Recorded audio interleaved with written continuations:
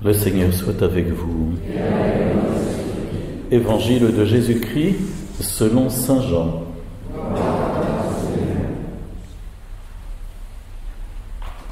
En ce temps-là, Jésus disait à ses disciples : « Quand viendra le défenseur, que je vous enverrai d'auprès du Père, lui, l'Esprit de vérité qui procède du Père, il rendra témoignage en ma faveur.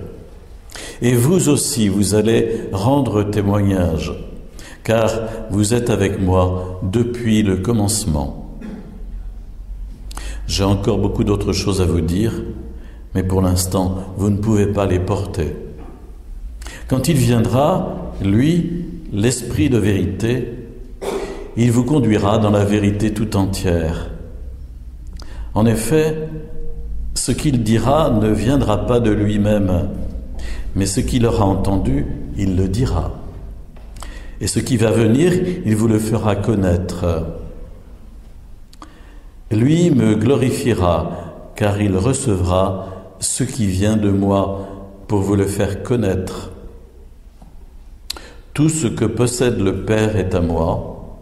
Voilà pourquoi je vous ai dit, l'Esprit reçoit ce qui vient de moi pour vous le faire connaître. »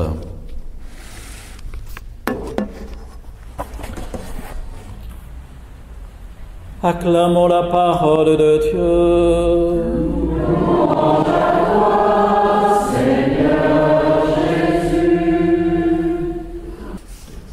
Voilà, nous prenons le temps ce matin de déployer la liturgie de la Pentecôte et d'appeler l'Esprit Saint à travers cette longue prière « Veni Sancte Spiritus » viens Esprit Saint.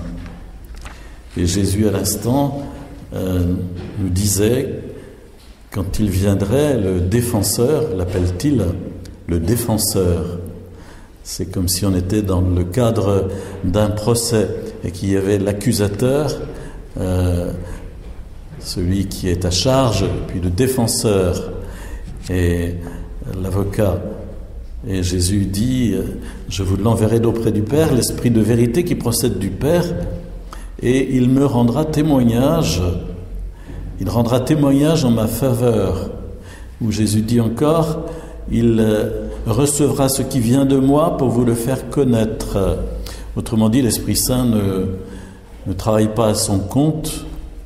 L'Esprit Saint, qui est troisième personne de la Trinité, cependant, n'est pas quelqu'un qui va dire des choses différentes de ce qu'a dit Jésus. Au contraire, il vient vraiment nous mettre en relief tout ce qu'a dit Jésus. Il vient nous rappeler les paroles de Jésus.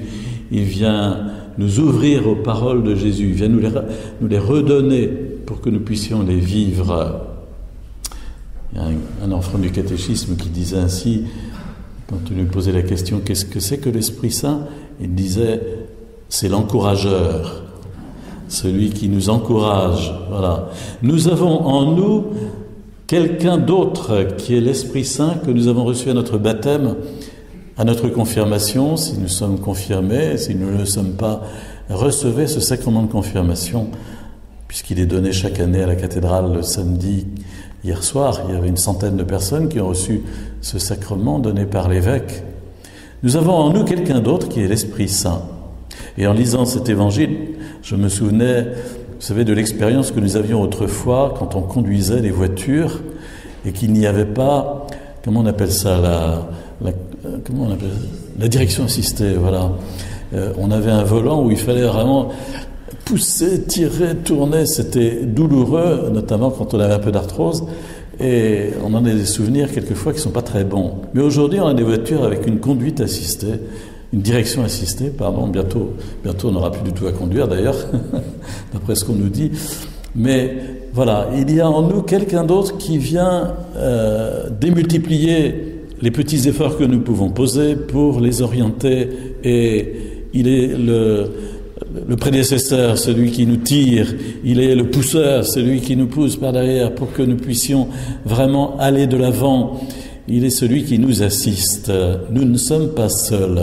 C'est tellement important d'avoir cette conscience vive, d'être assisté par le Saint-Esprit. Car c'est le cœur de l'expérience chrétienne. Le cœur de l'expérience chrétienne. Être chrétien, ça ne consiste pas à faire des efforts à la force du poignet, comme dans le cas du volant non assisté. Être chrétien, ça consiste à nous laisser habiter par l'Esprit Saint qui vient alors nous propulser à sa façon. Et c'est vraiment tout différent. Vous avez entendu dans la deuxième lecture, on a fait des litanies. Alors il y avait les litanies des choses qu'on commet quand on veut travailler à la force du poignet, parce que nos efforts s'avèrent trop courts pour nous transformer, et donc on retombe toujours dans les mêmes problèmes, les mêmes ornières, les mêmes difficultés, les mêmes péchés. Et donc Saint Paul avait une petite liste qu'on a entendue: inconduite, impureté, débauche, idolâtrie, haine, rivalité, jalousie, enfin voilà, c'est long. Et ça, c'est quand on veut essayer d'y arriver par soi-même. Il n'y a pas besoin d'avoir la foi pour y arriver par soi-même. J'espère que n'importe quel athée a au moins le désir d'être moralement droit et qui fait des efforts pour ça. Mais les efforts, ça ne mène pas loin et ça n'empêche pas de retomber dans les ornières. Il n'y a qu'une seule possibilité, c'est de se laisser piloter par le Saint-Esprit. Et donc, quelque part, par faire appel chaque matin au Saint-Esprit. Esprit Saint, je me remets à toi pour vivre cette journée. Puis on peut avoir son agenda à portée de la main et regarder qu'est-ce qu'on va avoir à vivre dans la journée et savoir que là, on va avoir telle ou telle rencontre, telle ou telle chose à vivre qui ne sera pas forcément facile. Et déjà, la confier à l'Esprit Saint en lui demandant: Esprit Saint, là, donne-moi les grâces dont j'ai besoin, la force dont j'ai besoin, la patience, etc., etc. Enfin, vous sentez bien. Et c'est terriblement important d'avoir cette attitude. Ce n'est pas une attitude de démission. Il ne s'agit pas de dire: moi je me tourne les pouces, c'est l'Esprit Saint qui travaille, ça c'est au poil. Hein. Vous ne connaissez pas la vie chrétienne? C'est sensationnel.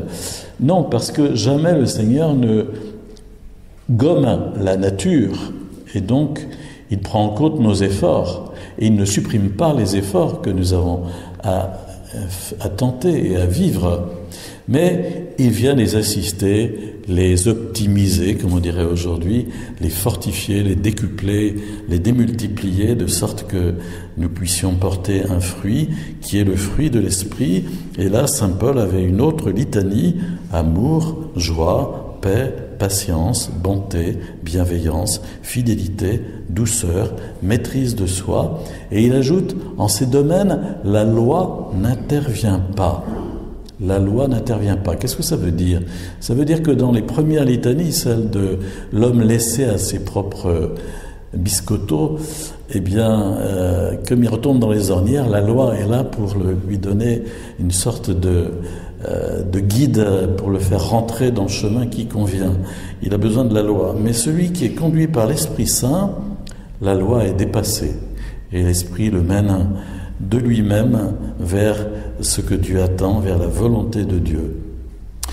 C'est tellement important, je vous assure, vraiment, n'omettez jamais, chaque matin, de demander l'Esprit Saint. Il est déjà en vous, évidemment, mais n'omettez jamais le matin de vous ouvrir à l'Esprit Saint et de lui demander son assistance, sa présence, sa force, sa guidance, de sorte que vous puissiez faire l'expérience, vous-même, vous la ferez tout au long de la journée, d'être assisté. Quand par exemple vous avez un agenda tout à fait rempli et que vous cassez la tête en disant comment je vais y arriver, il y a tellement de choses à faire, remettez ça à l'Esprit Saint, demandez-lui de vous conduire et de vous donner la patience, la paix, voilà, la détente intérieure, puisque vous reposez sur lui. Bon, maintenant, au boulot, il s'agit de travailler, de faire ce qu'il y a à faire. Mais voilà, c'est pas la peine de se crisper et d'être dans le stress. Et vous n'avez pas non plus besoin de la méditation de pleine conscience pour vous optimiser et être meilleur. Non. Vous avez besoin du Saint-Esprit, c'est pas pareil. Hein. les méditations qu'on veut nous faire aujourd'hui, et on conditionne les enfants dès l'école maternelle, n'est-ce pas, pour les faire méditer, c'est-à-dire prendre conscience des émotions qui les habitent, pour essayer de les contraindre, les diriger, etc. Mais ça, c'est fortifier le vieil homme, hein, comme dirait saint Paul. C'est pas l'homme nouveau. Et il n'y a pas besoin du Saint-Esprit pour ça. Et de toute façon, ça ne produira pas de fruits de conversion, de transformation. Mais c'est le Saint-Esprit qui seul peut changer nos vies. Alors ce récit de la Pentecôte que nous avons entendu en première lecture, est toujours d'actualité. C'est-à-dire que depuis 2000 ans, le Seigneur ne cesse de répandre le Saint-Esprit dans ce monde, sur tous les cœurs qui sont ouverts, sur tous les chrétiens bien sûr, mais plus largement sur tous les hommes de bonne volonté qui veulent s'ouvrir à l'Esprit de Dieu. Et saint Luc, dans le récit de la Pentecôte, fait allusion au moins à 3 épisodes qui sont dans l'Ancien Testament. Le premier, c'est l'expérience au mont Sinaï, Exode chapitre 17, lorsque le peuple était au pied du mont Sinaï et que Moïse était monté en haut et qu'il y avait des voix, des fracas, des éclairs, des tonnerres, etc. Et Luc nous dit, survient du ciel comme un violent coup de vent. Et on sait bien comme un violent coup de vent, ça peut être brillant quelquefois. C'est bref, mais fort et puissant.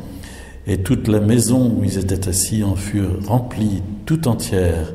Et puis le deuxième lieu de l'Ancien Testament auquel saint Luc fait allusion, c'est dans le prophète Joël, où Dieu dit par son prophète « Je répandrai mon esprit sur toute chair ».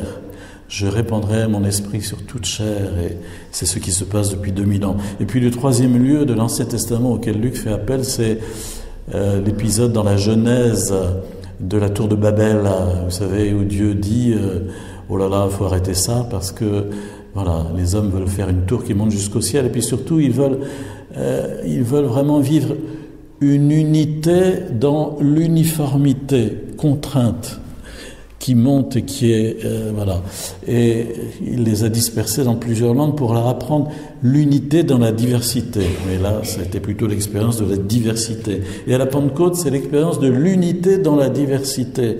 Tout le monde entend les apôtres parler dans sa propre langue et tout le monde est stupéfait. Comment se fait-il que chacun de nous les entende dans son propre dialecte ? L'Esprit Saint fait l'unité, mais dans la diversité. Ça, c'est capital aussi. On n'est pas dans le domaine standard. Le chrétien n'est pas un numéro standard. Chaque chrétien est personnalisé, chaque vie chrétienne est particulière, et c'est l'Esprit Saint qui accomplit cette extraordinaire symphonie de l'unité de l'ensemble des chrétiens, des croyants, de ceux qui vivent dans la charité à travers le monde. Réjouissons-nous, puissions-nous nous ouvrir pendant cette Eucharistie à la présence